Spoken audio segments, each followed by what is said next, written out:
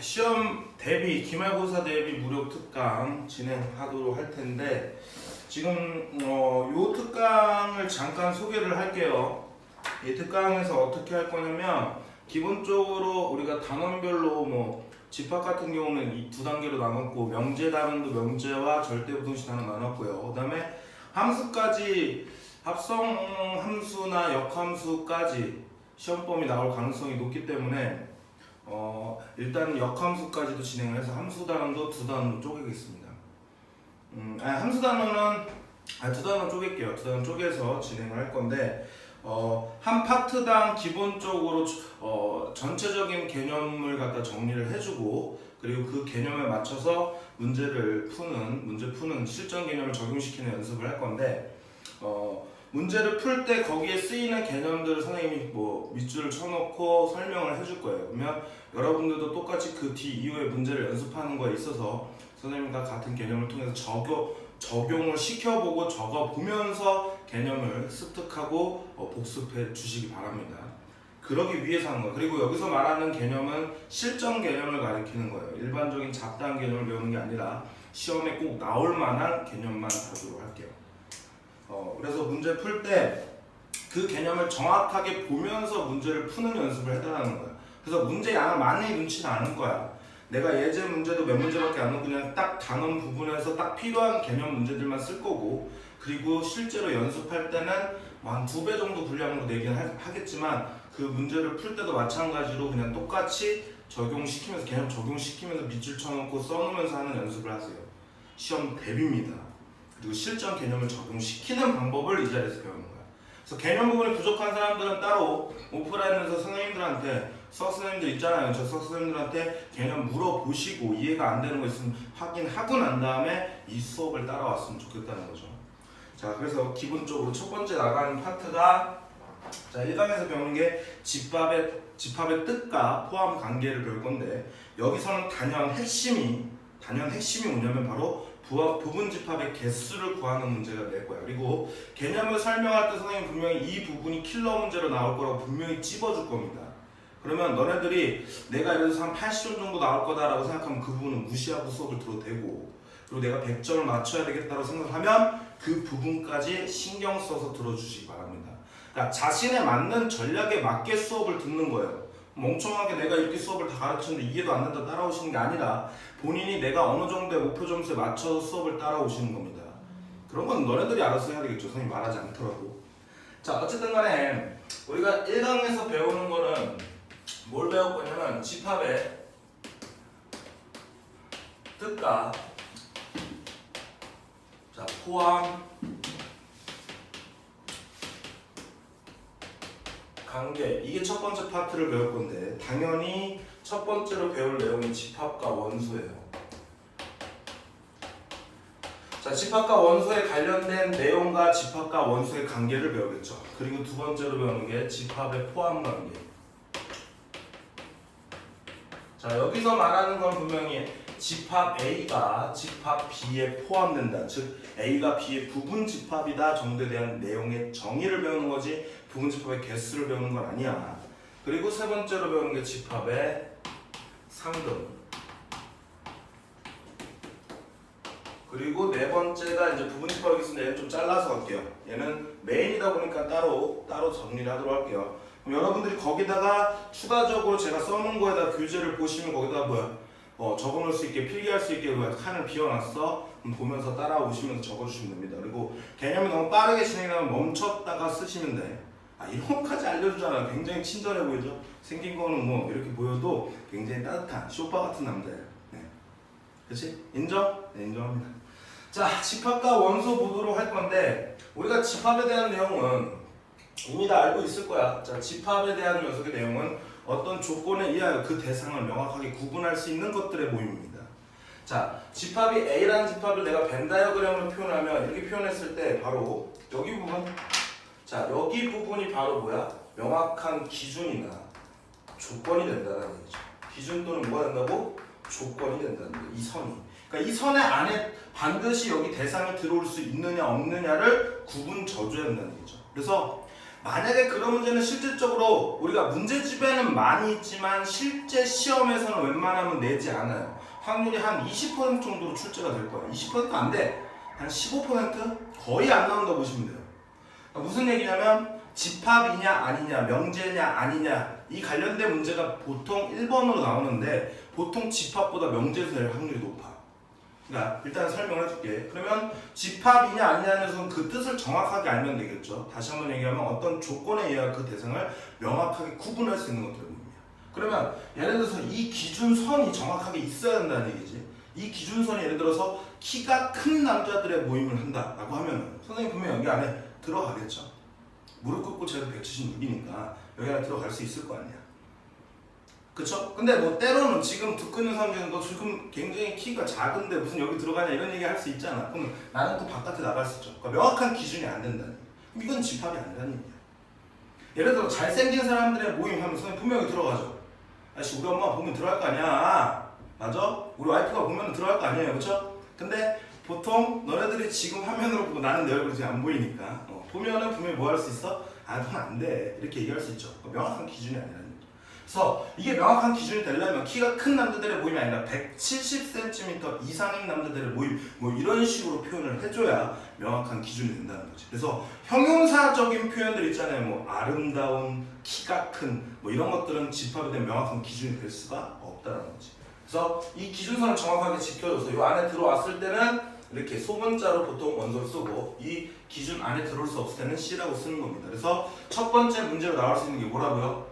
이 집합의 뜻에 대한 내용, 어떤 조건에 의하여, 조건이나 기준에 의하여 그 대상을 명확하게 구분할 수 있는 것들의 모임이다 라고 얘기했죠.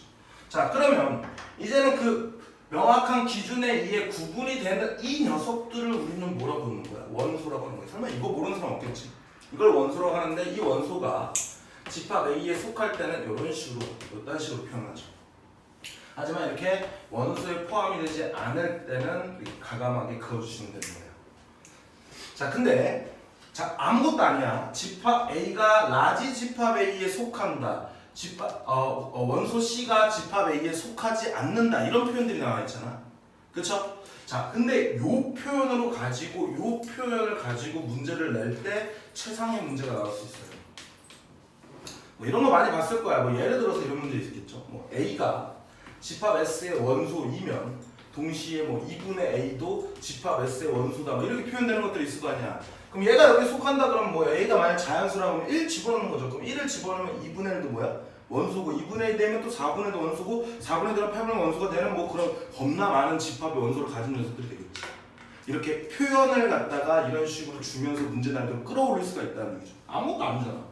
여기에 속하냐 속하지 않느냐는 내용 가지고 설명을 하는 것 뿐입니다. 그래서 결론적으로 이 집합 파트에서 제일 중요한 거는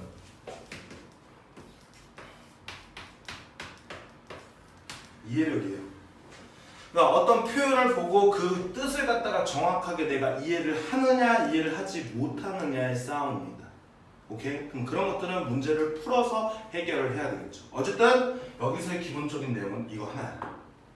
됐죠? 그러면 집합 부분을 배웠으면 당연히 뭐야? 집합을 표현하는 방법에서 배우겠죠. 집합을 뭐 한다고? 표현하는 방법에서 배울 거야.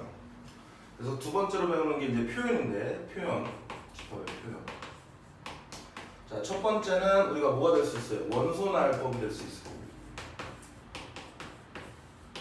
두 번째는 조건제시법이 있을 수 있고, 세 번째는 벤다이어그램이 있어.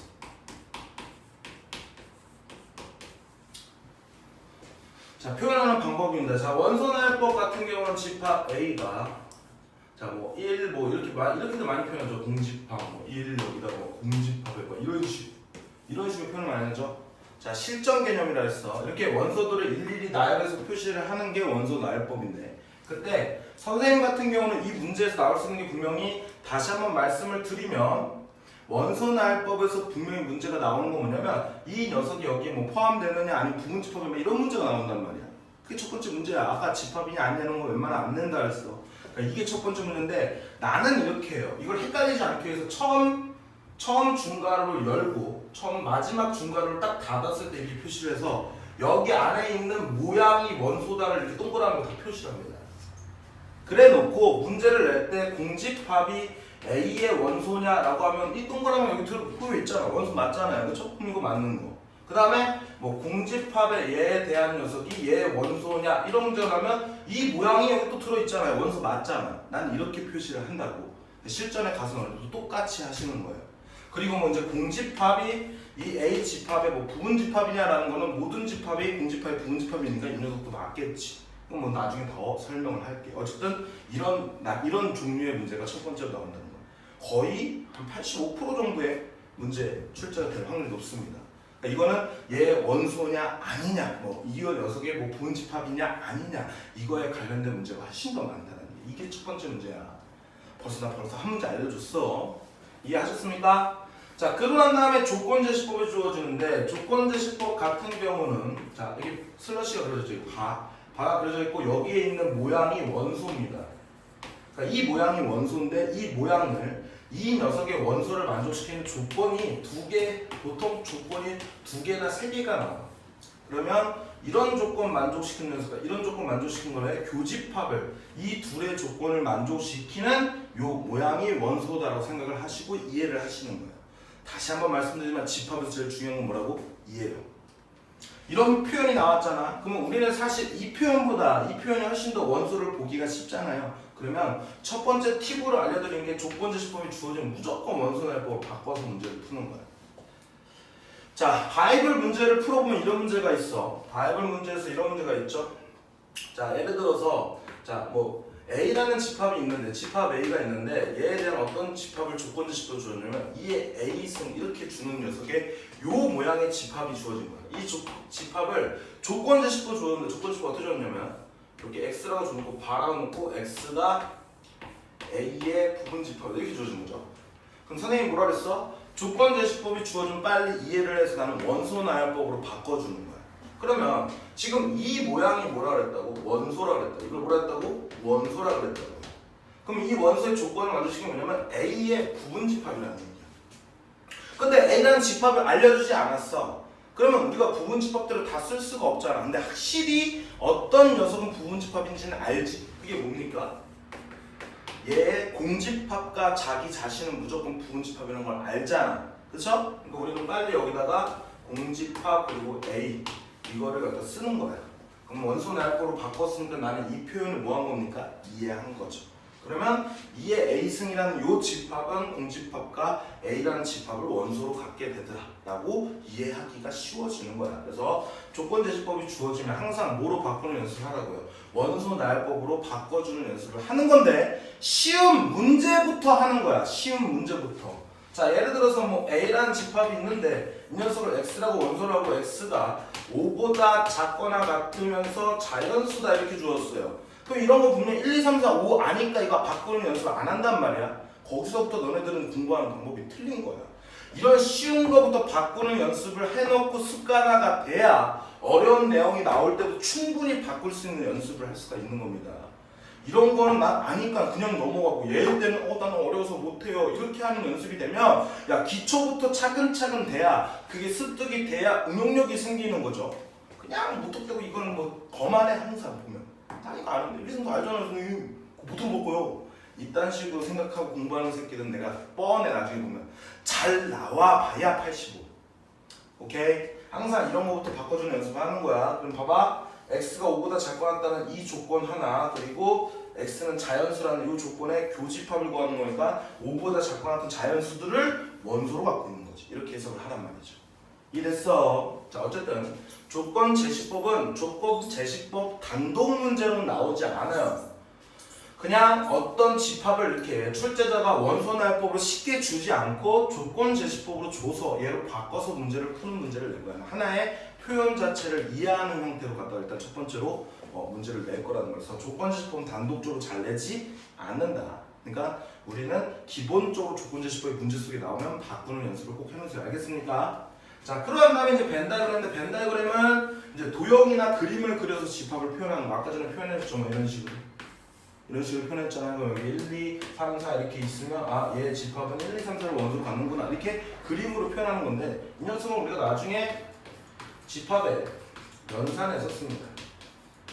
어디 쓴다고? 집합의 연산 파트에서만 쓸 거니까 벤 다이어그램을 그렇게 표현할 수 있다라는 정도만 생각해 주시고, 그 다음에 집합의 종류가 있어요. 유한집합이 있고 무한집합이 있고 공집합이 있는데, 그거는 그냥 원소의 개수를 셀 수 있는 집합이면 유한집합, 원소의 개수를 셀 수 없는 집합이면 무한집합, 그 다음 원소의 개수가 빵개인 녀석 공집합이다 정도만 기억해 두시니까 적을 필요는 없습니다. 그거 모르는 사람 없어.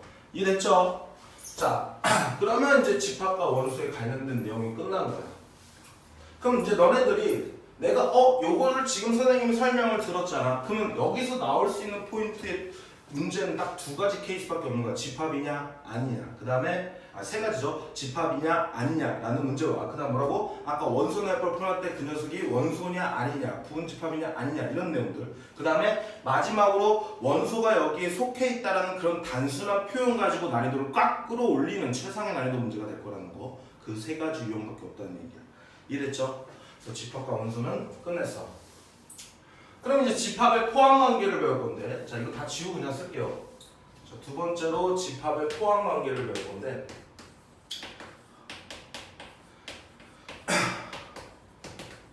자, 이 집합의 포함관계에서 분명히 이런 거야. A라는 집합이 집합 B에 포함된다. 이 표현이거든요.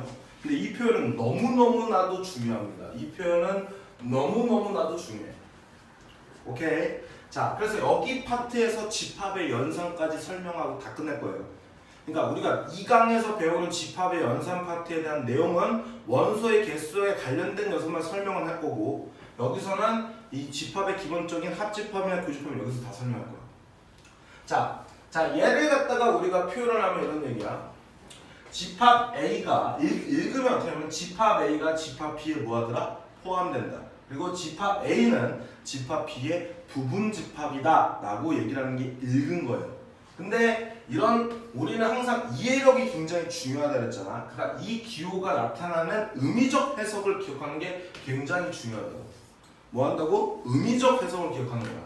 자, 의미적 해석은 뭐냐면요, 이 A의 모든 원소가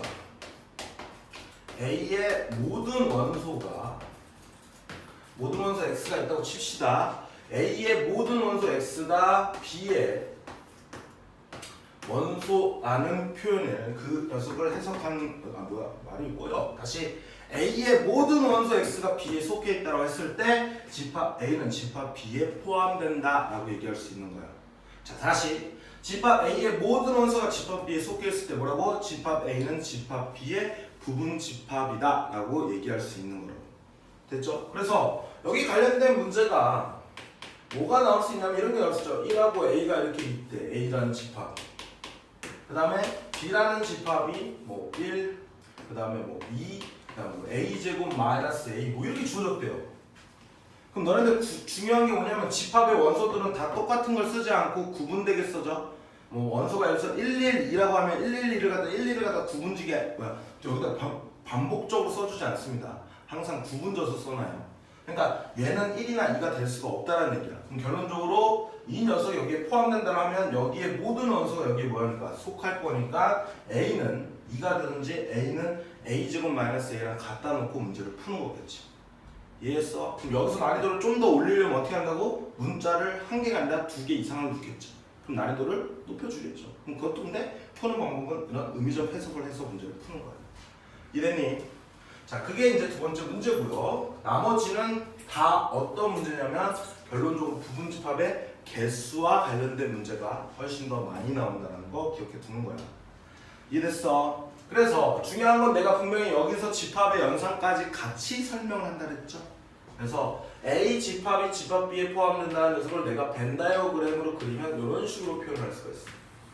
자, 그래서 얘랑 똑같은 표현, 첫 번째는 A와 B의 공통된 부분, 즉 교집합이라는 녀석의 의미는 집합 A의 원소이기도 하고 그리고 동시에 B의 원소이기도 하는 거야. 겹치는 걸 가리키는 거겠지. 그때 얘랑 둘이 겹치는 거는 작은 쪽인 A가 나오는 거야. 자, 이렇게 표현이 나면 얘랑 같은 말이라고. 그럼 이렇게 갈 줄 알면 당연히 거꾸로도 갈 줄 알아야 된다는 얘기야. 다음 두 번째는 A 합집합 B입니다.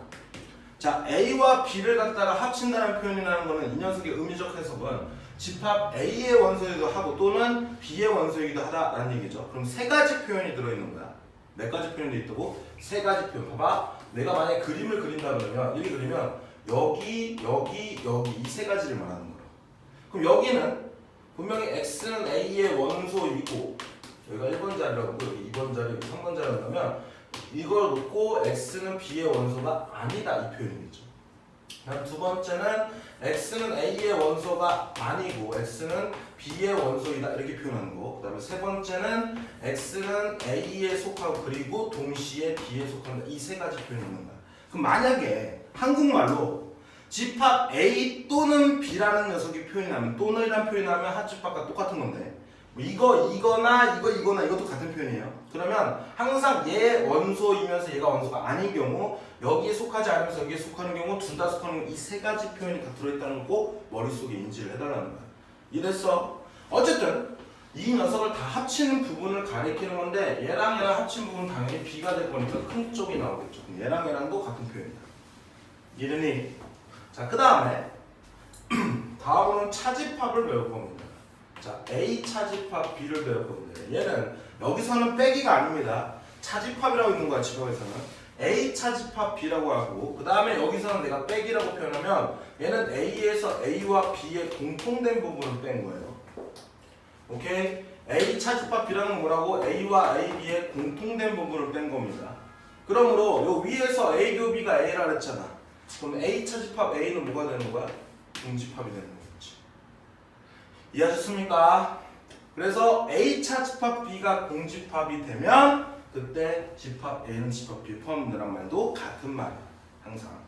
이해되셨죠? 그러면서 이 A 차집합 B라는 녀석을 내가 이 녀석을 그림으로 만약 본다 그러면 봐. 자, A에서 A, B의 공통된 부분 빼니까 여기잖아. 근데 아까 전에 A 합집합 B에서 여기를 뭐라고 가르쳤어? A의 원소이고 동시에 B의 원소는 아닌 경우라 그랬잖아요. 그거를 내가 A와 B가 아닌 부분의 공통부분이다 이렇게 쓰면 차집합 법칙으로 표현할 수 있다는 거. 이걸 뭐라고 한다고? 차집합 법칙. 봐봐. A랑 B가 아닌 부분의 공통된 부분 여기잖아. 이해하셨나요? 자, 그 다음에 이제 네 번째로는요. 자, A가 아닌 여집합이라는 건 A의 부정을 시킨 거야. 자, 그리고 B도 부정을 시키면 얘 포함관계 반대로 바뀌더라 이런 내용이죠. 자, A의 여집합은 A가 아닌 부분을 가리키는 거고 그다음 마지막으로 다섯 번째인데 자, 다섯 번째는 우리가 드모르간의 법칙가 있어요. 드모르간의 법칙가 A교 B의 여집합의 전체 여집합을 하면 자, 얘도 부정시키고 얘도 부정시키고 부정의 부정, 긍정이니까 이렇게 쓰는 거고 근데 많은 사람들이 그냥 이렇게 가는 것만 드모르간 법칙인 줄 알아. 이렇게 거꾸로 가는 것도 드모르간 법칙이야. 합쳐주는 것도 뭐야? 드모르간 법칙입니다.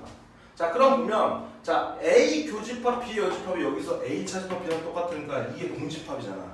그럼 공집합의 부정이면 뭐야? 전체지. 그쵸? 공집합의 부정 뭐라고? 전체. 이상일 때. 그럼 얘도 마찬가지로 얘도 뭐가 되는 거야? U가 되는 거야. 그래서 만약에 표현이 A 여집합의 합집합 B가 U다 이렇게 주어진 것도 얘랑 똑같은 표현이야. 이해됐죠?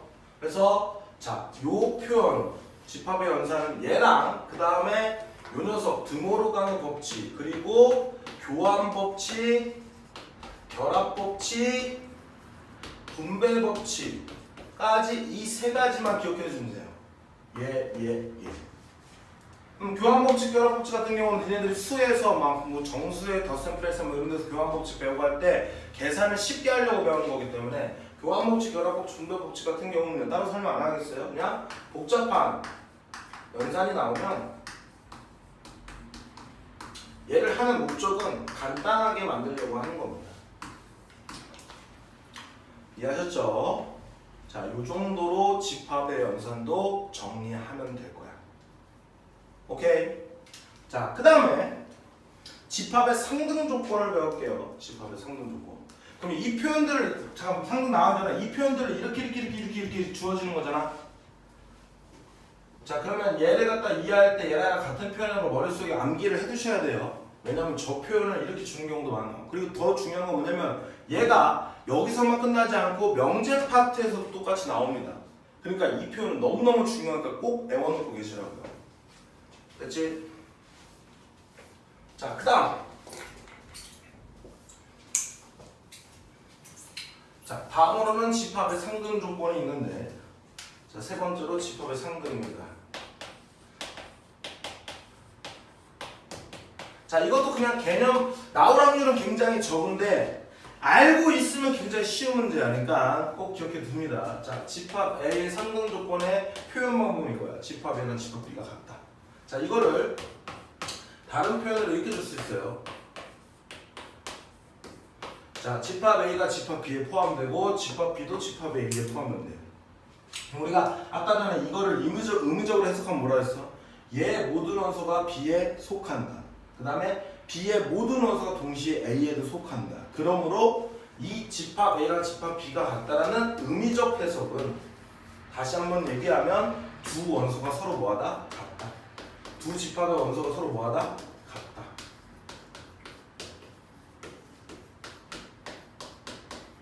자, 이게 집합의 상당히 의미적 조건이야. 그러면 당연히 문제로 나올 때도 1, 뭐 2, 뭐 A 이렇게 있으면 얘도 뭐 1, 뭐 3, 그 다음에 1, 2, 뭐 그다음 3 이렇게 있으면 얘네들이 같대. 그럼 A가 뭐라고? 3이랑 똑같다. 이런 식으로 문제를 풀 수 있는 거야. 얘도 난이도를 끌어올리는 방법은 뭐야? 미지수를 늘리는 거겠죠. 오케이? 그때 요 표현으로 줄 수 있고 요 표현으로도 줄 수 있는 겁니다. 됐니? 자, 그러면 이제 마지막으로 여기서 메인, 결국은 얘가 핵심이야. 부분집합의 개수. 네 번째로 뭐라고요? 부분집합의 개수입니다. 자, 여러분들이 이 부분집합의 개수를 그냥 공식만 외우는 사람이 있어. 공식만 외우면 무조건 난이도가 높은 문제는 틀린다고 보시면 되고, 그리고 너네들이 생각할 때 요 1강에서 당연히 문제를 난이도 높은 문제를 낼 확률이 높은 건 얘겠죠. 그치? 그러니까 얘 문제를 난이도 높은 문제도 풀어내시려면요, 반드시 부분집합의 개수의 원리가 무엇인지를 정확하게 알아야 돼. 이게 바로 뭐냐면 경우의 수예요. 뭐라고? 경우의 수. 자, 우리가 어떤 사건이 일어나는 경우의 수를 구할 때, 자, 우리 경우의 수 구할 때 난이도가 높은 이유가 뭐냐면 경우의 수는 사실 뭐야? 어떤 사건이 일어날 가지수를 구하는 거잖아. 그러면 그걸 다 세는 거야, 실질적으로. 그렇죠? 다 세는 거야. 교과서에서도 뭐라 했냐면 중복되지 않고 빠트림 없이 세라고 얘기했어. 그게 무슨 얘기야? 잘 세라는 얘기야. 그러니까 졸라 대책이 없다 보니까 아이들이 경우의 수 문제를 어려워하는 케이스가 많아. 그러면 중복되지 않고 빠뜨리지 않게 살려면 내가 어떻게 하면 돼? 잘 분류를 하면 돼. 좋은 기준을 가져서. 근데 여기서의 부분집합의 개수를 구할 때, 경우의 수를 구할 때 얘는 뭐로 분류를 한 거냐면 원소의 개수로 분류를 한 거야. 그래서 예를 들어서 봐봐. A가 1, 2, 3이라는 원소를 갖고 있는 집합이 있어. 그때 얘에 대한 부분집합의 개수를 내가 일일이 다 써본 거야. 근데 그냥 세면 중복되고 빠뜨릴 수가 있으니까 원소의 개수를 기준으로 분류를 해봤다. 그래서 얘는 0개가 있고, 얘 1개가 있고, 얘 2개가 있고, 이렇게 3개가 있다. 이렇게 나눌 수 있겠죠? 0개짜리는 뭐야? 공집합. 공집합은 항상 여기에 모든 집합이 부분집합이야. 원소의 개수가 1개짜리는 1개. 그 다음에 1, 2를 원소 가지는 거, 3을 가지는 원소도 얘에 대한 부분집합이야. 봐봐. 이 집합이 이 집합에 포함된다 그러면 여기 있는 원소가 여기에 모두 들어가 있어야 된다 그랬죠? 그러니까 부분집합들이 될 수 있죠. 자, 그 다음에 둘짜리는 1, 2. 그 다음 뭐야? 1, 3. 그 다음에 2, 3. 이렇게 될 수 있고, 그 다음 마지막으로 1, 2, 3. 이렇게 될 수 있으니까 하나, 둘, 셋, 넷, 다 7, 8개가 된다는 거죠. 그래서 얘 원소의 개수, 즉 원소의 개수를 분류했을 때 얘 부분집합의 개수는 총 8개인데 그 8개를 우리가 어떻게 계산을 했냐면 이번에는 얘네들 딱 써놓고 이 원소들을 기준으로 본 거예요. 이 원소들을 입장에서 기준으로 본 거야. 그래서 1이 이 집합들에 포함이 되느냐 안 되느냐를 살펴본 거야. 그럼 여기에는 포함이 안 되죠. 여기는 포함이 되고 안 되고 안 되고 되고 되고 안 되고 되고. 그러면 이 1이라는 원소가 부분집합에 들어갈 수 있는 경우는 포함되고 안 되고 몇 가지? 2가지가 되겠죠. 그럼 2도 마찬가지로 안 되고 안 되고 되고 안 되고 되고 안 되고 되고. 얘도 포함되냐 안 되냐 몇 가지? 2가지. 얘도 포함되고 안 되냐 몇 가지? 2가지. 그때 이 녀석의 모든 원소가 지금 연속적으로 일어나고 있잖아. 그러니까 곱사건에서 곱하기를 쓰니까 2의 3승계가 돼서 얘가 8개가 된 거야. 이게 원리라고. 그러니까 그때 이 공식만 외우지 말고 얘가 왜 나왔는지를 생각해 보자는 거예요. 왜냐면 이런 식으로 생각을 해놓으면 그 다음으로 얘에 대한 응용편들이 막 나왔을 때 내가 따로 외울 필요가 없는 거라고. 그럼 봐봐. 자, 그래서 얘에 대한 첫 번째로 자 정리할게요. 부분집합 개수. 자, A라는 녀석의 집합이 A1, A2, A3 땡땡땡 가지고 AN까지 있다는 거. 이 천자는 그냥 순서라고 생각하면 돼. 그럼 얘는 하나, 둘, 세 개에서 총 원소의 개수가 N개인 녀석이죠. 그때 첫 번째로 부분집합의 개수, 부개. 자, 부분집합의 개수래요. 자, 부개는 자, 얘가 포함되냐 안 되냐 두 가지, 얘도 두 가지 해서 총 2의 원소의 개수가 N개 있으니까 두 가지에서 2를 N번 곱하는 거겠죠? 그래서 2의 N승이 된 거지. 그 다음에 두 번째는 진부개가 있어. 진 부분집합의 개수. 그럼 나는 여기다가 짜가 숨겨있다고 생각해. 진짜 부분집합의 개수야. 그럼 진 부분집합의 개수, 진짜 부분집합의 개수는 이렇게 표현하는 겁니다. 자, A가 B의 부분집합인데 A랑 B는 서로 다르대. 그러니까 이 부분집합들 중에서 자기 자신을 뺀 나머지 부분집합을 구하라는 얘기야. 그럼 결론적으로는 전체에다가 빼기 1만 해주면 되죠. 누구만 빼면 된다고? 얘가 자기 자신이요. 이해됐죠? 그리고 메인이 이제 세 번째인데 이 메인이 세 번째인데 뭐냐면 A1과 A2는 포함하고 그리고 A3는 포함하지 않는 부분집합의 개수를 구하라는 얘기예요. 그러면 지금 얘는 내가 경우의 수에서 입장에서 생각을 해보면 자 얘를 구할 때 분명히 포함하냐 안 하냐 두 가지 해서 2의 n승계로 쓰는 거잖아. 근데 이런 조건이 발생이 됐잖아요. 그럼 조건이 발생했다는 건 내가 다시 한번 경우의 수를 다시 한번 정의를 내려줄게. 자, 경우의 수라는 건 앞으로 일어날 사건의 가지수야. 이미 일어난 건 세지 않습니다. 그러니까 이 조건이 발생이 됐다는 건 이미 일어났다는 얘기야. 그러니까 A1과 A2는 포함을 했고 A3는 포함하지 않았다는 거잖아. 그러면 원래는 포함하고 포함하지 않았으니까 얘를 그냥 먼저 써놓으라고. 조건이 발생됐으니까 앞으로 내가 일어날 가지수에는 포함이 안 된단 말이죠. 그럼 A1, A2는 원래 포함한다, 포함이 안 된다 두 가지인데 얘는 포함하고 포함하니까 한 가지로 바뀌었다는 거야. 그리고 A3는 포함하고 안 되고 두 가지인데 포함이 안 됐다는 한 가지로 바꾼 거예요. 그럼 결론적으로 이렇게 곱하기 쓰고 나머지는 제약이 없으니까 포함한다 두 가지에서 총 1을 갖다 곱해주겠죠.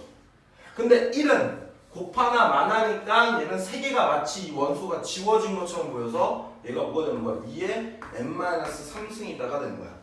왜냐면 1자리가 3개면 나머지 2가 총 n개가 있는데 3개가 지우니까 n-3번을 곱할 거 아니야. 그러니까 2의 n-3승이 될 거라고. 그러니까 이걸 공식을 외우지 말라고요. 그냥 A1, A2 포함하지 않다면 그냥 얘는 이렇게 지워서 문제를 푸는 거구나 이렇게 생각하지 말라는 얘기야. 이해됐어? 근데 요렇게만 문제가 나오면 너네들이 졸라게 편할 텐데 실제로 문제를 낼 때는 실제로 얘를 가지고 문제를 낼 때는 막 이런 식의 표현이 주어져. 막 A 집합이 X에 포함되고 B에 포함된다 막 이런 표현. 그리고 또는 만약에 A 합집합 X가 B 합집합 X랑 같다라는 표현도 줄 수 있고요. 그 다음에 여기서 뭐 난이도를 좀 더 올리면 뭐 예를 들어서 얘 부분집합이 뭐 A1부터 AN까지 있는데 이 집합의 원소가 제일 큰 원소를 A1 해서 AN이라고 정했어. 이걸 다 더하는 뭐 그런 문제. 이것도 마찬가지로 어떤 녀석을 포함하는 부분집합의 개수라는 거야. 그걸 너네들이 뭐 한다고? 이해하셔야 된다고. 그러니까 이 표현과 이 표현이 똑같다는 걸 이해를 해야 돼. 안 그러면 문제를 풀지 못해요. 그럼 이해력을 상승을 시킬 수 있는 방법은 문제를 풀어서 너네들이 그 문제를 틀려. 그러면 남들의 풀이를 듣고 그냥 따라 하시는 게 아니라 그 문제의 표현이 왜 이것과 똑같은지를 자꾸 너네들이 스스로 생각을 해봐서 대가리를 좋게 해야 된다고. 그래서 수학사람들이 뭐야? 해설지 보지 말라고 얘기하는 거예요. 자꾸 자기 머리를 쓰라고 하는 거니까. 어려운 문제는 항상 개념이 숨겨있다라고 보시면 됩니다. 이래서 자 그리고 마지막으로 네 번째 뭐 적어도라는 표현이 있어. 마지막 네 번째로 뭐라고? 적어도라는 표현이 있는데 이 적어도라는 표현은 솔직히 말해서 경우에서 봤을 때 여사건으로 문제 푸는 거 있잖아. 뭐 예를 들어서 우리가 전체가 이렇게 있으면 전체는 A라는 녀석의 원소의 개수에다가 A가 일어나지 않는 뭐 원소의 개수 뭐 이렇게 둘이 더한 게 전체잖아요. 근데 내가 이 상황을 구해야 되는데 이 상황에 구하는 경우가 원소가 너무 많은 거야. 그러면 얘랑 얘랑 더한 거는 전체는 구하는 건 항상 쉽다고 봐봐. 이 n승 구하는 거 되게 쉽잖아요. 근데 내가 얘를 구하려면 너무 힘드니까 상대적으로 얘랑 얘랑 더했을 때 어떤 값을 일정할 거니까 얘는 뭐야? 상대적으로 적을 거야. 그러니까 얘를 구하기 위해서는 이 전체에서 이 적은 부분을 뭐 해주면 돼? 빼주면 된다고요. 그래서 적어도란 표현은 만약에 홀수 1개 이상인 녀석을 포함하는 부분집합의 개수다라 했을 때 집합 A가 1, 2, 3, 4, 5가 있으면 홀수를 1개 이상, 그러니까 1개를 포함하는 경우, 2개를 포함하는 경우 이 두 가지 사건을 구해야 되잖아요. 근데 이거의 반대편을 생각하면 홀수가 하나도 포함하지 않는 경우란 말이야. 그럼 전체에서 홀수가 하나도 포함하지 않는, 즉 짝수만 포함하는 부분집합의 개수를 구하는 게 훨씬 더 쉽잖아. 그치? 그럴 때 이걸 쓴다라는 것만 생각해 주시면 됩니다. 그러니까 얘는 문제를 통해서 너희들이 훨씬 더 잘 이해할 수 있을 거라 생각해. 자, 그래서 얘가 메인이야. 특히 그 중에서 누구? 얘 3번. 거의 얘로 문제를 내요. 거의 99.9%로. 이랬어. 그래서 부분집합의 개수까지 다 설명을 하고 우리가 문제가 어떻게 나올 것까지도 예상을 한 거야. 그러면 사실 집합의 요 앞부분에서 나오는 패턴의 유형은 제가 봤을 때는 1강에서는 제가 봤을 때는 2문제 정도 출제할 거라 여겨집니다. 아까 원소날법으로 표현한 거 하나랑 부분집합 이 두 가지. 오케이? 그럼 나머지 한 두세 문제는 집합의 연산 파트에서 낼 확률이 더 높다라고 생각이 들어요. 이랬죠? 자, 그러나 하나 더 선생님이 설명하면 이제 이거 설명 듣고 잠깐 끊었다 할 건데 선생님이 하나 더 추가적으로 얘기하면 여러분들이 굉장히 자주 나오는 문제가 있잖아. 그래서 마지막에 선생님이 파이널로 이 영상 다 끝나고 난 다음에 스파르타랑 교재를 만들어서 그 똑같은 반복적으로 굉장히 잘 나오는 문제만 집중적으로 트레이닝을 시켜서 시험 일주일 전에 대비를 시킬 거거든. 그러니까 그거까지 생각을 하고 있으니까 그렇게 뭐 긴장하지 말고 뭐 힘들다고 생각하지 말고 잘 따라오시면 충분히 시험을 잘 볼 수 있을 거라 여겨집니다. 자, 그러면 바로 이제 다음번에 다음 이어서 선생님이 예제 문제를 풀어주면서 단서들을 찾고 개념을 어떻게 적용하는지를 보여주도록 하겠습니다. 잠깐 쉬다 봅시다. 자, 예제 1번 보도록 할게요. 지금 뭐라고 주어졌냐면 집합 A가 주어졌을 때 원소날법으로 주어졌죠. 그때 다음 중 옳지 않은 것을 골랐더니 보기를 보니까 원소냐 부분집합이냐 이런 표현이 나옵니다. 제가 분명히 원소날법에서 이 문제가 첫 번째로 나올 확률이 높다 그랬어. 근데 어떻게 알았습니까? 자, 중괄호를 열고 닫았어. 그쵸? 그럼 이게 A라는 집합이야. 여기 안에 있는 녀석들이 원소라는 거지. 빨리 동그라미 치라고. 동그라미 치라는 거야. 그럼 얘네들이 이 집합 A의 원소인 겁니다. 그래서 1번 보시면 공집합이 A의 원소이냐를 물어본 거야. 원소 맞잖아. 그러니까 답이 아니죠. 옳지 않은 걸 고르는 거니까. 그 다음에 2번 보시면 1이 A 집합의 원소냐? 1 맞잖아요. 얘도 그어주시면 되고요. 그 다음에 1은 A 집합의 부분집합이네. 그럼 부분집합이라는 거는 집합 얘가 여기 있는 모든 원소 여기 표현돼. 얘 원소가 뭔데? 얘기할 수가 없지. 그냥 아예 보지도 않고 그을 수 있는 거야. 그래서 3번은 틀린 말이죠. 정답은 3번이야. 자, 그 다음에 이 집합이 얘의 원소냐, 집합 1이 얘의 원소냐인데 이 모양이 여기 들어있잖아요. 그렇죠? 그럼 얘도 얘의 원소니까 맞는 거 답이 아니고. 그 다음에 5번 보시면 자, 집합 1이라는 녀석이 얘의 부분집합이냐. 자, 의미적 해석이 된다 그래서 얘의 모든 원소가 1이라는 녀석이 원소죠? 여기 안에 포함됐냐를 보는 거야. 자, 1이라는 원소가 여기 속해 있잖아요. 그렇죠? 그러니까 5번도 정답이 아니에요. 답은 3번이 되겠더라. 이렇게 풀어내시면 되는 겁니다. 이해하셨습니까? 자, 원소날법이 주어지면 빨리 이런 표현 해주시고 그러난 다음에 자, 동그라미 쳐서 원소인지 아닌지 판단해 주시면 충분히 해결할 수 있는 문제야. 자, 여기까지. 자, 예제 2번 보도록 할게요. 자, 예제 2번이 보니까 집합 A와 집합 B가 주어졌을 때 여기 표현이 주어졌어. 빨리 이 녀석이 무엇을 의미하는지를 개념을 판단해야 되겠지. 자, 둘을 합쳤더니 둘 중에 하나가 나왔다는 얘기는 포함 관계를 알려준 겁니다. 그때 A와 B를 합쳤더니 B가 나왔다는 건 큰 쪽이 나온 거니까 A가 B에 포함된다 이 표현이 들어가겠죠. 여기서 쓰는 개념 다시 한번 좀 밑에다 정리를 해보면 자, 얘랑 똑같은 표현 첫 번째 뭐 있다고요? A 교집합 B를 하면 작은 쪽이 나오고, 자, A랑 B를 합쳤을 때는 큰 쪽이 나오고요. 세 번째 A 차집합 B를 하면 얘는 차집합 법칙으로 A와 B가 아닌 부분의 공통 부분이 공집합이 나오고, 네 번째로 여집합을 시키면 포함관계 반대로 바뀐다라는 것과, 그리고 다섯 번째 A와 A 여집합 합집합 B가 됐을 때 이게 U가 되는 이유. 자, 얘 뭐라 그랬습니까?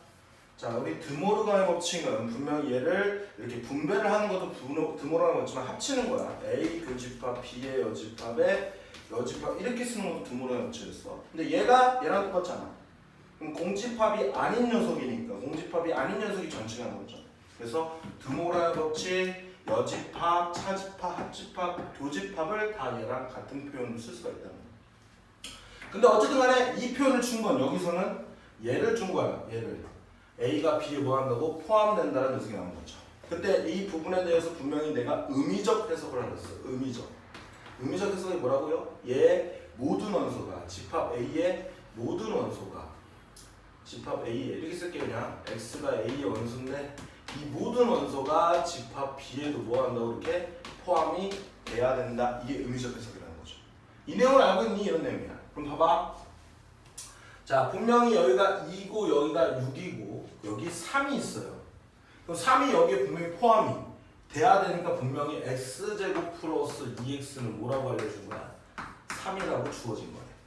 자, 여기 있는 모든 원소가 여기 포함돼야 되니까. 이해됐니? 그럼 얘를 풀어주면 x제곱 플러스 2x 마이너스 3이니까 이 값이 빵 되고 x 마이너스 1, x 플러스 3이 0이 되므로 x는 마이너스 3 또는 얼마? 1이 돼서 모든 x값을 구했죠. 마이너스 3 여기다 집어넣으면요 얼마입니까? 9 빼기 3이니까 6이니까 여기 들어가지. 1 집어넣으면 2니까 여기 들어가죠. 그러니까 둘 다 가능하겠네. 이렇게 확인해 주시면 됩니다. 그럼 얘랑 곱했을 때 실용적으로 우리는 모든 실수 x의 곱을 구했으니까 마이너스 3이 답이 되겠다. 이렇게 풀어주시면 되는 겁니다. 이해되시죠? 자, 여기서 필요한 이런 같은 표현 머릿속에 기억해 두시고 얘에 대한 의미적 해석 기억해 두시면 되는 거네요. 자, 이제 3번 보도록 할게요. 자, 집합 A가 2와 A가 주어졌고 여기는 다 문자로 주었어요. 근데 이 표현 줬습니다. 다시 여기다 빨리 밑줄 쳐놓고, 자, 집합 A가 집합 B에 포함되고 동시에 집합 B가 집합 A에 포함된다는 얘기는 얘 모든 원소, 집합 A의 모든 원소가 B에 속해 있어야 되고요. 집합 B의 모든 원소가 집합 A에 속해 있다는 건 둘의 원소가 서로 같다라는 표현이니까 얘는 집합 A랑 집합 B가 같다라는 상등 표현과 똑같다는 얘기야. 그럼 여기서 쓰는 표현은 집합의 상등 조건을 알고 있는 이런 내용이죠. 그때 얘에 대한 뭐라고? 의미적 해석을 꼭 할 줄 알아야 된다. 자, 의미적 해석은 뭐랬어? 두 집합의 원소가 뭐하다? 같다. 두 집합의 원소가 서로 뭐하던 거? 같다. 그러면 여기 있는 이 원소 두 개와 이 원소 두 개가 서로 같다는 얘기야. 자, 여기는 둘 다 문자고 여기는 숫자가 하나 들어있네. 그럼 당연히 이와 얘랑 같은 경우랑 이와 얘가 같은 경우로 두 가지로 나눠놓고 해석을 하시면 되겠네요. 이해하셨습니까? 자, 그러면 첫 번째로 생각하는 게 뭐라고? a제곱 마이너스 2a 빼기 1은 얼마라고요? 2라고 주어진 거죠. 그럼 a제곱 마이너스 2a 빼기 3은 0이 되니까 a 마이너스 3 a 플러스 1은 0이 되네. 그러면 a는 얼마? 마이너스 1하고 3 두 개가 나올 수 있다는 얘기야. 자, 마이너스를 여기다 집어넣으면 얘가 마이너스 1인데 이 값이 2이고, 자, 마이너스 1 집어넣으면 얼마입니까? 마이너스 5가 돼서 두 원소 서로 같지 않으니까 이건 답이 안 되더라. 자, 3을 집어넣으면 얘가 3이 되고요. 여기다 3 집어넣으면 얘는 당연히 2죠. 여기다 3 집어넣으면 얼마야? 3이니까 얘는 되네. 그럼 답이 상수 A를 구했으니까 답이 3인 거야. 그러면 두 번째 A가 2A-3과 같다는 할 필요 있어 없어? 실제로 시험장 가서는 얘를 할 필요가 없죠. 근데 시험 대비를 할 때는 풀어봐야 되겠지. 자, 일로 넘겨보니까 A가 뭐가 됩니까? 3이 되네요. 그러니까 얘도 얘랑 똑같으니까 가능하겠네. 그리고 넘어가는 거야. 이해하셨나요? 자, 그래서 예제 3번에서는 필요한 개념이 뭐라고? 집합 A가 B에 포함되고 B가 A가 포함된다는 녀석과 말이 뭐야? 같은 경우들. 이해됐니? 이해됐어? 그래서 두 집합이 뭐 한다고? 서로 같다가 되겠더라. 이렇게 풀 수 있는 거야. 왜요? 왜? 왜 눈이 동그래졌어? 왜요? 아저씨 왜? 뭐야? 자, 그러면 끝났으니까 이제 손 붙이고. 자, 예제 4번 보도록 하겠습니다. 지금 집합 A는 1, 2, 3을 원소로 갖고 B는 1, 2, 3, 4, 6, 8, 12, 24가 있는데 이런 표현이 주어진 거네. 그럼 여기서 표현할 때 A랑 X를 합쳤더니 어느 한쪽이 나왔다는 건 포함 관계를 가리킨다 그랬어. 그럼 큰 쪽이 나와야 되니까 A가 X에 포함된다 이렇게 생각할 수 있겠죠. 자, 그 다음에 B랑 X를 교집합을 했더니 작은 쪽이 나와야 되잖아. 그러니까 X는 B에 뭐 하는 거야? 포함된다 돼서 이런 표현이 주어진 겁니다. 그럼 여기서 필요한 실전 개념은 다시 한번 얘기하면 A가 B에 포함된다는 요 표현과 똑같은 표현 5가지 있지? 그거 다시 한번 작성해 주시는 겁니다. 오케이? 자, 그래 놓고 요 표현을 한번 생각을 해보자고. 집합은 다시 한번 얘기하면 이해력을 요하는 거야. 자, 그럼 선생님처럼 따라 하시는 거예요. 자, 오른쪽은 자, 이쪽에 오른쪽은 자, 읽으세요. 여기는 뭐라고? 읽기를 하시는 겁니다. 읽기. 자, 집합 X가 집합 B에 포함된다. 또는 집합 X는 집합 B의 뭐야? 부분 집합이다. 이렇게 읽는 거잖아요. 그러니까 얘는 집합 X의 개수를 구하라는 거는 집합 읽기를 통해서 집합 B의 부분 집합의 개수를 구하는 거야. 부개라고 쓸게요. 오케이. 자, 그 다음에 왼쪽 파트, 여기 파트는 의미적 해석을 하는 거야. 뭐 한다고? 의미적 해석을 하는 거예요. 그러면 얘 의미적 해석은 얘 모든 원소가 집합 S에 반드시 포함돼야 되지? 그러면 집합 N은 뭡니까? 1, 2, 3이라는 원소가 가니까 이 원소가 집합 S는 얘는 모두지 다 갖고 있어야 돼. 그렇죠? 그럼 결론적으로 이 문제는 내가 이거를 이해를 하고 난 다음에 내가 해석을 하면 이거네. 집합 B의 부분 집합의 개수를 구하긴 구하는데 뭐 한다고? 1, 2, 3을 반드시 포함하는 부분 집합 개수. 다시 한번 뭐라고? 1, 2, 3을 반드시 포함하는 집합 B의 부분 집합의 개수를 구하라. 이러면 문제가 똑같아진 거라고요. 그러니까 내가 이렇게 이해를 해서 이렇게 표현만 하면 그 다음부터는 쉬운 거야. 자, 집합 B의 부분 집합 개수 포함하냐 안 되냐? 두 가지 하나, 둘, 셋, 넷, 다, 일곱, 여덟, 즉 2의 8승이 되는 게 전체 부분 집합 개수인데 1, 2, 3은 반드시 포함한다는 조건이 발생이 됐어. 그럼 얘를 반드시 포함하니까 몇 가지? 한 가지. 얘를 포함하니까 몇 가지? 한 가지. 얘를 포함하니까 몇 가지? 한 가지가 되면서 포함되냐 안 되냐? 두 가지가 되니까 총 2의 몇 승이 되는 거야? 5승이 돼서 이것은 32개가 되겠더라. 이렇게 풀어내시는 거네요. 그러면 자, 밑에다가 너네들이 뭐 집합 A가 그 개념편에서 A1부터 해가지고 AN까지 썼을 때 A1, A2는 반드시 포함하고 A3는 포함하지 않는 부분 집합일 수 있죠. 그거 다시 한번 밑에다 개념 적어주시는 거예요. 이 표현과 얘와 얘 두 가지 개념을 짬뽕해놓은 거야. 근데 더 중요한 건 이건 당연히 아는 거고 이 표현을 이렇게 해석할 수 있느냐 이 힘을 기르는 거라고. 이 이해력을 기르는 거예요. 이 이해력은요. 이 정도 내용은요. 이 정도의 이해력은 너네들이 그냥 기본적으로 수업에서 배우는 그러니까 우리가 기본적인 이해력은 사실 책을 많이 읽어야 돼. 그거는 범위가 광범위하기 때문에 책을 굉장히 많이 읽어야 다 오래된 시간이 지나야 이해력이 높은 건데 수학적 이해력은요. 표현하는 게 웬만큼 정해져 있단 말이지. 그러니까 단기간에도 끌어올릴 수 있는 부분이야. 오케이. 연습하십니다. 이해됐니? 자, 집합과 명제 파트에서는 제일 중요한 게 이해력. 오케이. 여기까지. 자, 예제 5번 문제입니다. 자, 전체 집합 U가 1, 2, 3, 4, 5, 6 원소를 갖고 있고요. A 집합은 1, 2, 3, 4, B는 뭐야 이거? 뭐라고 쓴 거야? 2, 5. 내가 쓴 것도 뭔지를 몰라. 2하고 5가 이렇게 있고. 자, 그랬을 때 지금 이런 표현이 나왔어. 그럼 나는 빨리 이 표현이 어떤 표현인지를 뭐 하는 거야? 이해 하셔야 되겠죠. 이해하십니까? 그때 봐봐. 얘랑 둘이 합집합을 했어. 그럼 얘의 원소이기도 하고 얘의 원소이기도 한 녀석을 합치는 거야. 얘도 마찬가지로 B의 원소이기도 하고 C의 원소이기도 합치는데 그 두 집합이 같다라는 거야. 그 두 집합이 뭐라고? 같다. 그럼 얘는 이 집합이라는 녀석을 내가 만약에 P라는 집합이라 놓고 이 집합이라는 녀석을 만약에 Q라는 집합이 나오면 이 두 집합이 서로 같다라는 표현이에요. 그럼 우리가 집합의 상등 조건이잖아. 집합의 상등이라는 표현은 분명히 뭐예요? 의미적 해석이 뭐라는 거야? 두 집합의 원소가 뭐하다는 얘기야? 같다라는 얘기야. 우리는 여기에 포커스를 맞추는 거야. 이랬어. 자, 그런 상태 일단 이해하고 요 정도 하고 U의 부분집합 C의 개수를 구하라는 거는 U의 부분집합의 개수를 구하는 거지. 그럼 아무런 조건, 이런 조건이 없으면 U의 부분집합 C의 개수를 구하면 이게 6승인 거야, 실제로는. 이해됐어? 그래서 내가 뭘 구하는지 잘 보시는 거야. 부분집합의 개수를 구하는 겁니다. 이해됐어? 자, 그러면 여기서 이제 이 내용을 정확하게 이해를 해야 되는데, 봐봐. A라는 녀석이 분명 여기다 쓰면요. 1, 2, 3, 4가 들어오고 C는 뭔지 몰라. 걔는 2, 5가 들어있다는 얘기야. 그러면 P라는 녀석은 분명히 뭡니까? 1, 2, 3, 4에 뭐 C 원소 뭔지는 모르니까 이렇게 들어가 있을 거고, 얘도 2, 5에 그 다음에 뭔지 모르니까 이렇게 들어가 있다는 얘기야. 그럼 얘네 둘이 서로 같아야 되는데, 그럼 원소가 서로 뭐 한다고? 같아야 된다고요. 그럼 여기서 보면 2라는 녀석은 공통으로 들어있으니까 신경 쓸 필요가 없네. 어차피 두 집합이 같으니까.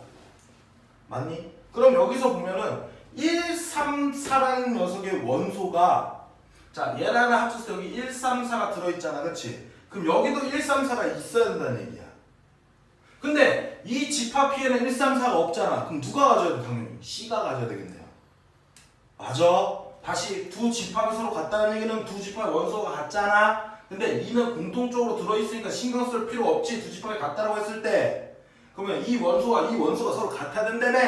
근데 여기 1, 3, 4가 있는데 여기는 없잖아요. 그러니까 1, 3, 4는 여기 A라는 집합에서 온 거잖아. 근데 두 집합이 같아지려면 여기도 1, 3, 4가 있어야 되지. 근데 이 집합 B는 1, 3, 4가 없잖아요. 그럼 당연히 누가 갖고 있어야 돼? C가 갖고 있어야 되겠지. 그러니까 여기서 나오는 1, 3, 4를 누가 갖고 있어야 된다고? C가 갖고 있어야 된다고. 그럼 C는 1하고 3하고 4라는 원소를 반드시 갖고 있어야 돼. 맞죠? 자, 그 다음에 여기는 5가 존재하고 있잖아. 이 5가 있으면 여기도 뭐야? 두 집합이 서로 같으려면 원소가 같아야 되니까 여기 5가 있어야 되죠. 근데 얘한테는 5가 없어. 그럼 누가 갖고 있어야 된다고? C가 갖고 있어야 되겠죠. 그러니까 얘는 5도 반드시 원소를 갖고 있어야 돼요. 그럼 결론적으로는 이 표현을 통해서 우리가 또 뭐를 알 수 있냐면 1, 3, 4, 5라는 녀석을 반드시 원소로 갖고 포함하는 집합, U의 부분집합의 개수를 구하라 문제로 또 바뀐 거야.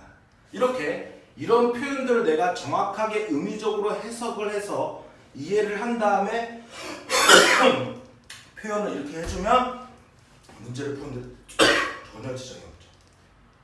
이대 그럼 어떻게 한다고? 1, 3, 4, 5는 반드시 포함을 하는 거니까 얘 포함되지 않는 두 가지에서 2의 제곱이 되니까 총 4개가 나오더라. 이렇게 문제를 풀어내시면 됩니다.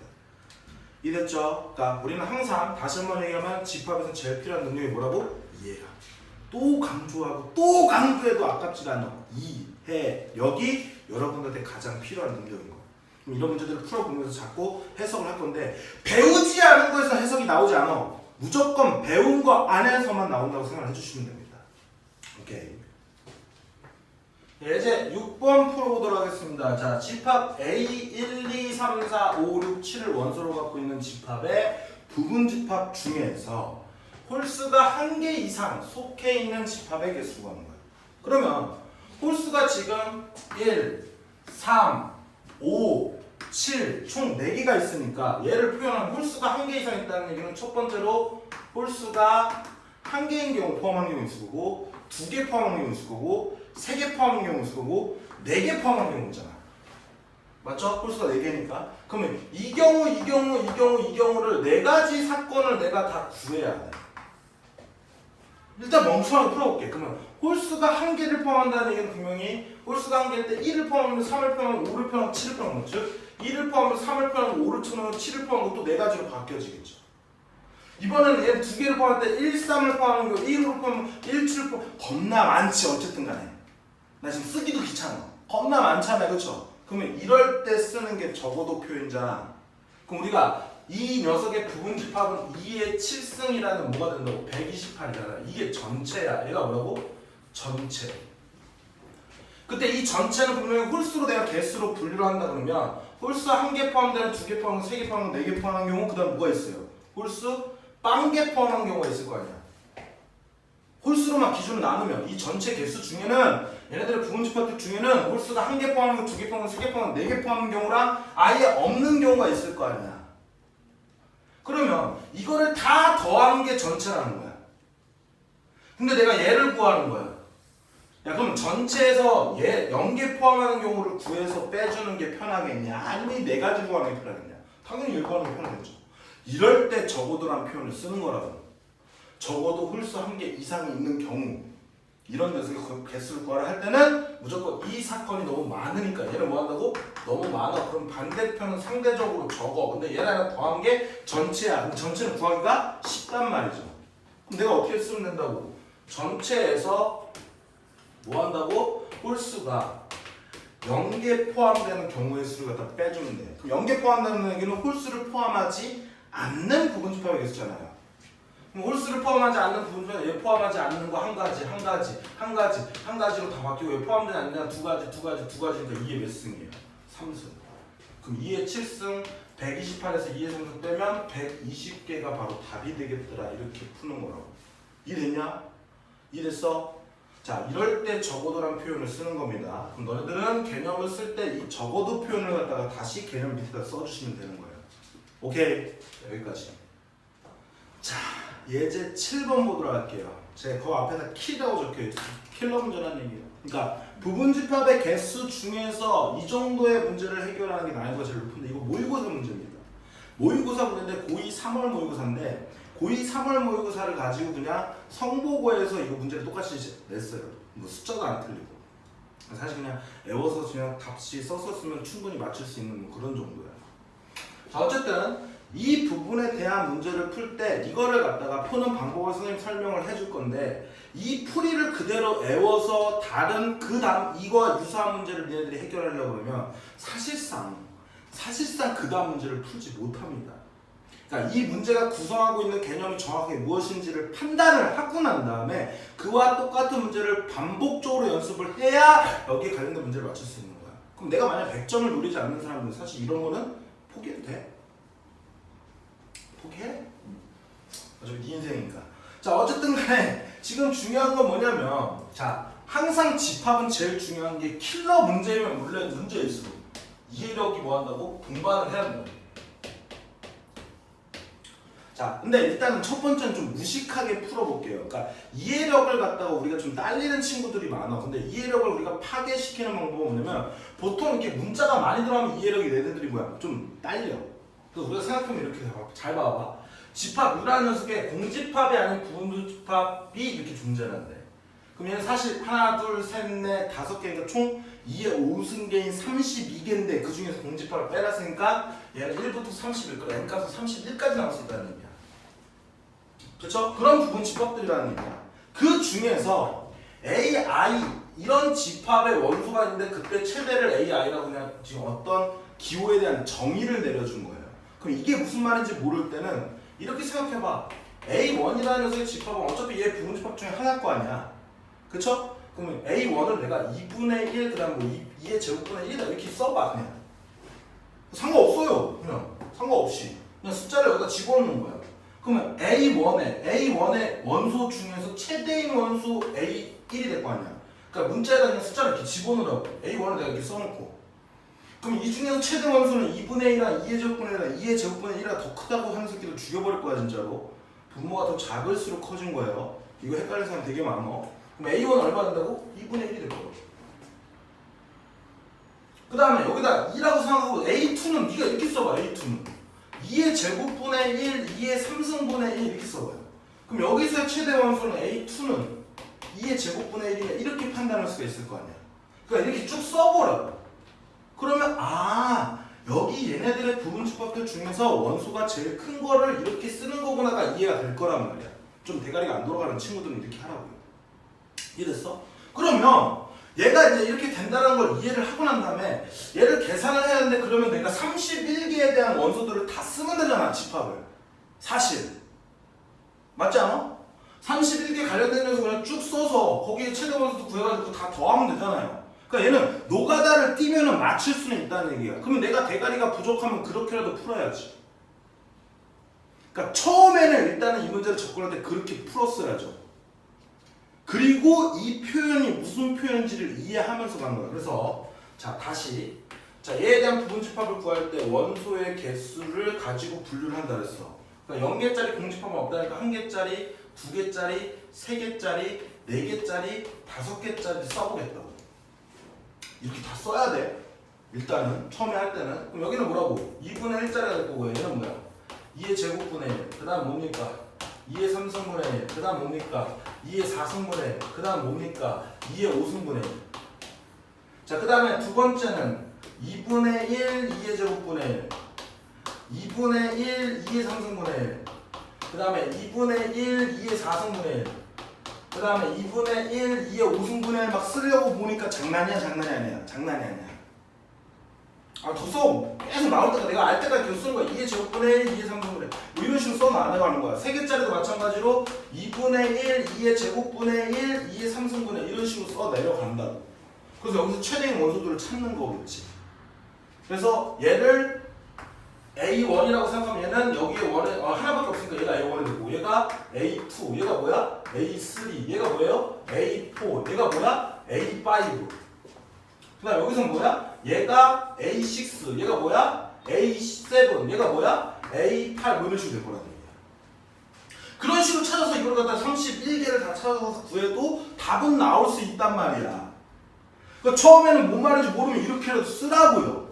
그렇게 해서 일단은 해보는 거야. 중간에 포기하는 게 아니라 다 써보고 해보시는 능력을 일단은 한 다음에 이 문제가 구성을 갖고 있는 게 뭔지를 알아야 다음에 문제를 풀 때 내가 아 이런 식으로 접근한 게 아닐까라고 느껴지죠. 그걸 아니고 그냥 내가 이제 이 다음에 푸는 방법을 알려주면 그것만 머릿속에 기억하고 있으면 너네들은요 그 다음에 이런 패턴이 아니고 이것과 유사한 패턴이라서는 절대 못 맞춘단 말이야. 이렇게 해보시라고요. 무식하게. 선생님도 처음 풀 때 다 이렇게 풀었어. 오종규 선생님도 처음에 풀 때 다 이렇게 풀었어요. 맞죠? 뭐 비우관자인 지는 무슨 뭐 한 방에 뭐 이 내용을 알고 문제를 풀었을까? 다 모르고 다 일단 해보는 거야. 선생님들도 다 그랬을 거라고. 뭐 아니라고 하면 어쩔 수 없고 뭐 머리가 좋으신 분이니까 그럴 수 있죠. 근데 저는 그래요. 저는 대가리가 부족하니까 이런 것들을 다 어떻게 한다고 일일이 다 써봐서 이 문제가 어떤 구성인지를 이해하고 난 다음에 그것과 유사한 패턴의 유형을 찾는 거예요. 그러니까 여기서 보면 자 A1, A2, A3 어쨌든 간에 여기 안에 들어있는 원소들이 분명히 이 값이잖아. 그쵸? 근데 최대인 원소라고 얘기를 했어. 그럼 봐봐. 2분의 1가 2분의 1 제곱도 2분의 1이야. 자, 2분의 1가 2분의 1, 2의 제곱분의 1가 2의 3분의 1도 최대 원소가 2분의 1이야. 그럼 그 얘기는 어떤 부분 집합들 중에서 2분의 1을 만약에 갖고 있은 집합들은 다 이 A 값이 뭐라는 얘기야? 2분의 1이라는 애. 그럼 이거 뭔가 내가 배운 개념이 뭘까 막 생각을 해봐야 되겠지. 혹시 이 문제 부분 집합 개수를 구하는 것 중에 혹시 2분의 1을 포함하는 부분집합의 개수 또는 2의 제곱분의 1을 포함하는 부분집합의 개수를 구하는 거지 않을까? 라는 생각이 들으셨어야 된다고요. 그러니까 얘는 뭐라고? A1, A2는 포함하고 A3는 포함하지 않는 부분집합의 개수를 구하는 가정을 갖다가 이런 식으로 표현해서 이렇게 어렵게 표현해서 문제를 낸 거란 말이야. 뭔 말인지 이해하십니까? 그러니까 이런 녀석을 배울 때 제일 중요한 게 첫 번째가 자신감이야. 뭐냐면 부분집합의 개수를 구하는 거네.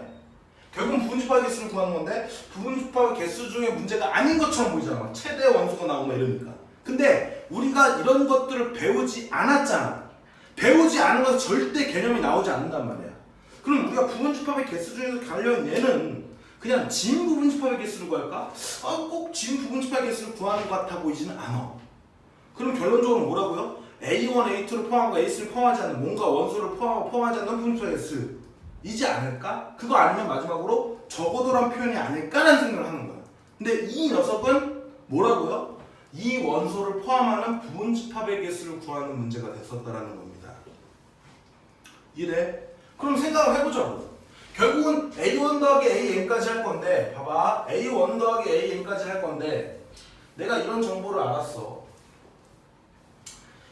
얘를 포함하는 부분집합들은 다 얘가 뭐라고? 원소라고요. 그러면 얘를 포함하는 부분집합의 개수를 구해보는 거야. 그럼 얘는 한 가지고 얘 포함한다 포함한다 두 가지니까 2의 4승계가 되겠죠. 그 녀석의 최대값들은 다 뭐야? 2분의 1이야. 그러니까 여기에 값들 중에 2분의 1짜리가 16개가 있다는 얘기예요. 그럼 이제는 두 번째로 얘가 최대인 녀석을 구하니까 얘가 최대가 되려면 얘는 포함하지 않아야 되고 얘는 뭐야? 포함을 하는 부분집합의 개수도 되겠죠. 그럼 얘가 갖고 있는 원소들 중에서는 얘가 제일 크니까 이 값들이 뭐야? 얘 최대 원소값이 다 얘가 되겠죠. 그럼 이게 몇 개 있냐면 포함한다는 두 가지니까 얘는 2의 몇 승? 3승계가 됐고 그게 2의 제곱분의 1이 될 거라고 얘네들은 8개가 다 뭐라고? 그 최대 원소값들이 2의 제곱분의 1이 될 거라고요. 그럼 이제 마찬가지로 얘는 포함하지 않고 얘는 포함하는 거니까 2의 제곱 곱하기 2의 3승분의 1이 되고 더하기 2의 4승을 얘는 포함 안 하고 얘는 포함하는 분집합의 개수는 얘 포함되냐 안 되냐 두 가지니까 2 곱하기 2의 4승분의 1일 거고요. 얘를 포함하는 분집합은 얘 하나밖에 없지. 그러니까 더하기 2 5승분의 1이다. 이걸 계산하시면 되는 거고요. 그럼 계산해 봅시다. 자, 2의 5승으로 다 만들어 줄게요. 2의 5승 어차피 통분을 해야 되니까 2의 5승으로 통분하면 얘 2의 몇 승 곱해야 돼? 2의 4승 곱해야 되죠? 2의 8승이니까 얼마야? 2의 8승 얼마니까 오준 선생님? 256인가요? 더하기 2의 3은 2의 6승 얼마니까 64 더하기 얘는 얼마죠? 2의 제곱 2의 제곱 2의 16 더하기 얘 2 곱하면 4 더하기 얘는 뭐 1 이렇게 되겠네요. 그래서 밑에는 32분의 자 얘랑 더하면 얼마야? 320 자 얘랑 더하면 20 21이네요. 얘까지 더하면 21 그럼 341이 되겠네. 자 얘 나눠집니까? 안 나눠지죠? 그럼 얘랑 둘이 얘가 P분의 Q 서로 소인 녀석이니까 얘네 둘이 더해주면 373인 답 1번이 되겠더라. 이렇게 풀어내신다. 자 그래서 이 녀석에 대한 막 표현들을 다 이해를 하셔서 결국은 어떤 개념의 문제인지를 판단하는 게 중요하다고 원소 A1, A2는 포함하고 A3는 포함하지 않는 부분집합의 개수의 문제 분할을 판단하시는 게 이 문제를 끝까지 해결을 하신 분들이 가질 수 있는 개념 습득이야. 거기까지 꼭 풀어내셔야 돼요. 오케이? 그럼 얘와 유사한 패턴의 문제들을 여러분들이 연습을 해보고 분명히 연습 문제에 집어넣겠죠? 그래서 연습 문제까지 해결을 하고 난 다음에 이 다음 파트 집합 연습까지 다 듣고 연습 문제 다 풀고 선생님한테 갖고 오시는 최종 맡아서 풀이 들으시면 되는 겁니다. 이해되셨죠? 자, 오늘 수업은 여기까지 하도록 하겠습니다.